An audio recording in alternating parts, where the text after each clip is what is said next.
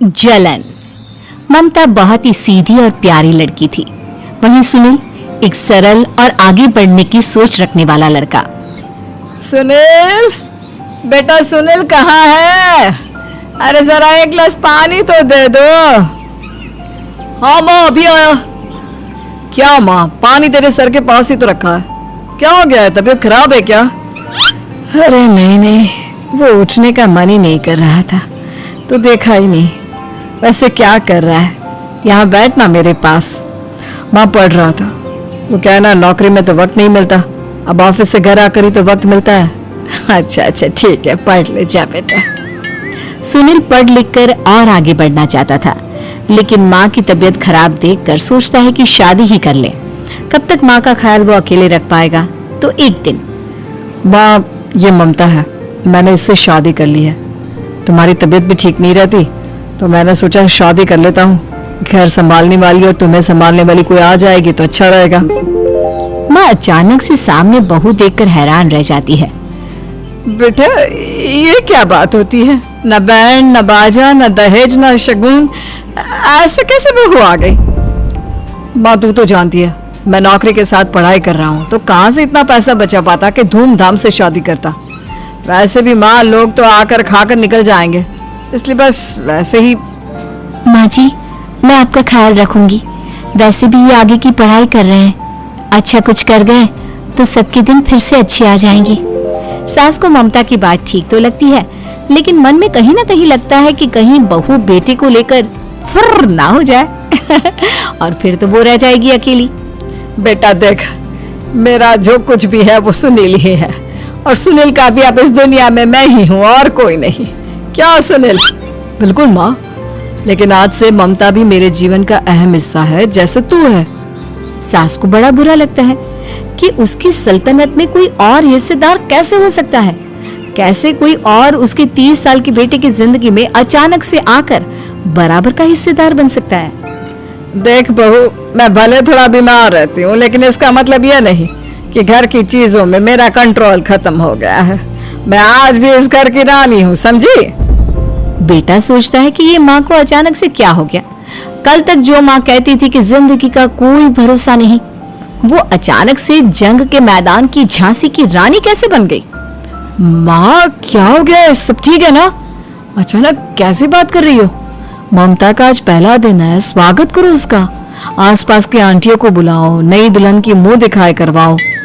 खैर, सास होने का फर्ज निभाती है और बाद में एक सहेली के साथ बाहर निकल जाती है। क्यों री बताया नहीं कि बेटे का ब्याह कर रही हो? वैसे तो सारा दिन हम ही में घुसी रहती हो। अरे मुझे भी तो अभी पता चला, यूं अचानक सर पर लेकर आ गया। कहता है बहू है माँ तुम्हारी, अब इसको भी इतना ही मैं प्यार करता हूँ जितना तुझे करता हूँ। लो जी, ये क्या बात होगी? क्यों इतना प्यार करता है? अरे माँ का प्यार तो ज्यादा होता है।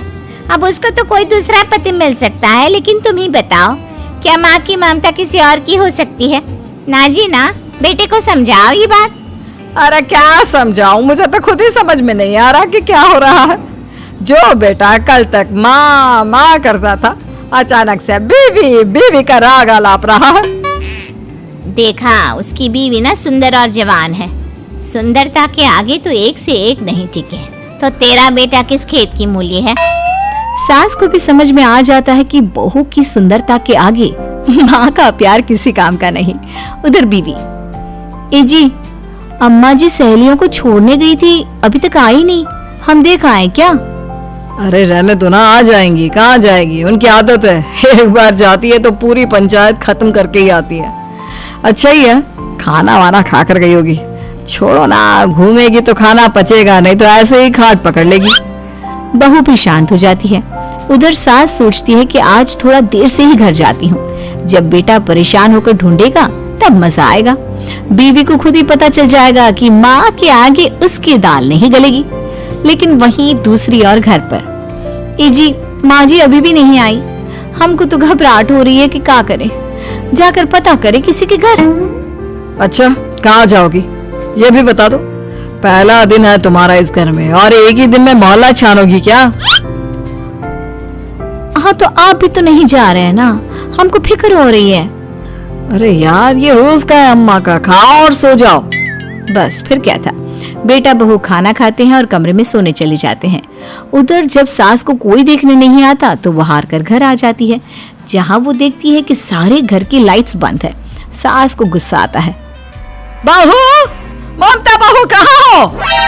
लेकिन सारे दिन की थकी बहू को ऐसी नींद आती है जैसे किसी ने भांग की गोली खिला दी हो। वो तो नहीं उठती। उठकर आ जाता है बेटा। अरे क्या बात है अम्मा, काहे चिल्ला रही हो? अरे सो जाओ ना, सुबह की थकी है बहू, वो सो रही है। जोर से बोलोगी तो नींद खुल जाएगी उसकी। माँ को गुस्सा आ जाता है। फिलहाल तो सो जाती है, लेकिन मन ही मन ढेर सारा जहर बहू के लिए भरा होता है। सुबह बहू चाय बना रही होती है कि सास धीरे से गैस तेज कर देती है, जिससे चाय का बर्तन जल जाता है। और जैसे ही बहू चाय का बर्तन उठाती है, उसका हाथ जल जाता है। मेरा हाथ जल गया। वो जोर जोर से चिल्लाकर इधर उधर भागती है कि सास थोड़ी देर में उसके हाथ में पानी डाल देती है। हाय रे बहू, क्या कर रही हो? पहली बार रसोई छुई हो क्या? सासू माँ गलती से गैस तेज रह गई थी और बर्तन जल गया, जिससे मेरा हाथ जल गया। हाय रे, कितना गंदा दाग। छी छी छी छी, मुझे तो उल्टी आ रही है तेरा गला हुआ मांस देखकर। तू ना मुझे अभी साथ से खाना मत लगाना। बहू भी खुद का हाथ देखती है तो उसे भी रोना आ जाता है। कुछ दिनों के बाद सास की सहेली आती है। बहू चाय बनाकर लाती है। उसके जाने के बाद सहेली कहती है, बहू की सुंदरता ऐसी है कि कोई भी दीवाना हो जाए। वैसे तेरे बेटे का क्या हाल है? अरे वैसा ही है, बहू के पीछे लट्टू। क्या करूं, कुछ समझ में नहीं आ रहा। मैंने तो बहू के चेहरे पर दिवाली के पटाखे की चक्री फेंक दी, उसका पूरा चेहरा जल गया। अब देखो ना रही सुंदरता, और ना ही अब मेरा बेटा उसे पूछता है।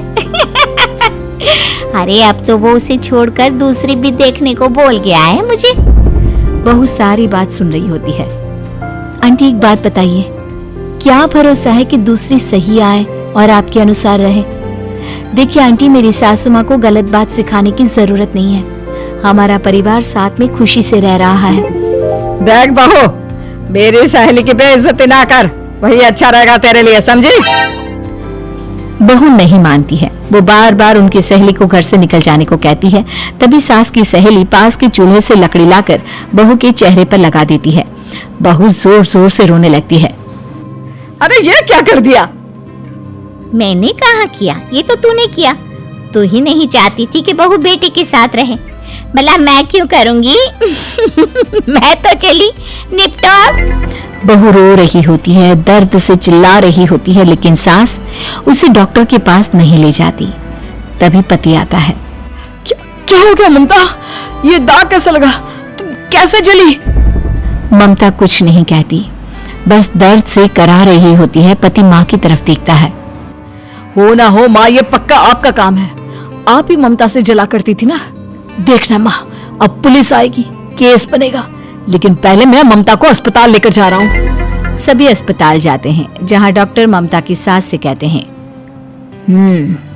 आपने तो नहीं जलाया ना बहू को?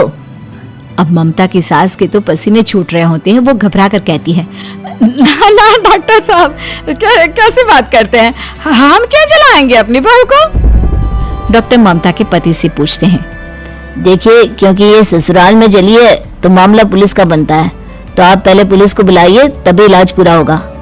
सास डर जाती है कि अब तो बच्ची जिंदगी जेल में ही रहना होगा। रहने दीजिए ना, पुलिस को क्यों बुलाना? सारी हंसी खत्म हो जाएगी जब पुलिस के डंडे पड़ेंगे। बहू को जलाना भले ही बहुत आसान हो, लेकिन उसके बाद सारी जिंदगी जेल की हवा खाना। सास डर जाती है। पुलिस आती है। पास लेटी दर्द से करा रही ममता स्टेटमेंट देती है। तो क्या हुआ था? कैसे जली आप? ममता पास खड़ी सास को देखती है। बेटी बताओ, कैसे जल गई तुम? ओए, काका का किरण वाली शाहरुख, चुप, बिल्कुल चुप। सास चुप। सभी इंतजार करते हैं कि ममता क्या बोलेगी। जी, मैं खाना बना रही थी, लकड़ी उड़कर मेरे ऊपर गिर गई और मैं जल गई। सास बहू की बात सुनकर रोने लगती है। देखा माँ, कितनी समझदार है ममता। ये चाहती तो, हाँ बेटा, ये चाहती तो मैं आज जेल में होती। मुझे माफ कर दे, मैं आगे से अभी कभी ऐसा नहीं करूंगी। बहू के साथ मिलकर रहूंगी, मुझे माफ कर दे।